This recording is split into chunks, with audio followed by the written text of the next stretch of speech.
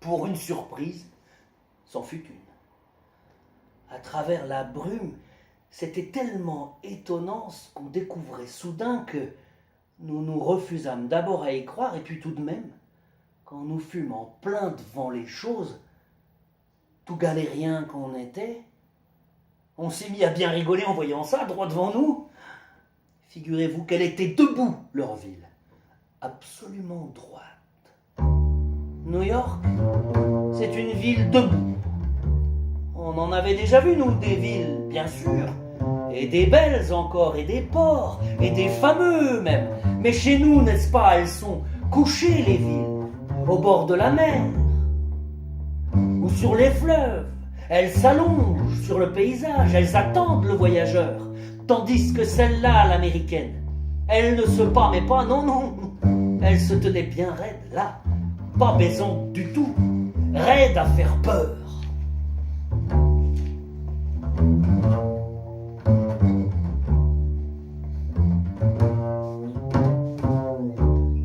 L'Amérique, j'étais arrivé. C'est ça qui fait plaisir à voir après tant de sèches aventures, ça vous remet comme un fruit dans la vie.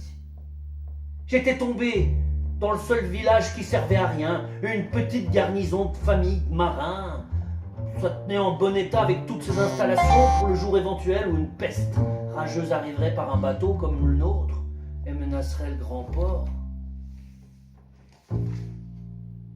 En levant le nez vers toute cette muraille, j'éprouvais une espèce de vertige à l'envers, à cause des fenêtres trop nombreuses, vraiment et si pareilles partout que c'en était écœurant. Précairement vêtu, je me hâtais, transi vers la fente la plus sombre qu'on puisse repérer dans cette façade géante, espérant que les passants ne me verraient qu'à peine au milieu d'eux. Honte superflue. Je n'avais rien à craindre dans la rue que j'avais choisie, vraiment la plus mince de toutes.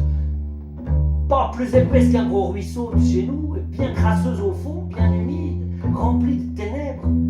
Il encheminait déjà tellement d'autres gens, des petits, des gros, qui m'emmenèrent avec eux comme une onde. Ils remontaient comme moi dans la ville, au boulot sans doute, le nez en bas. C'étaient des pauvres de partout.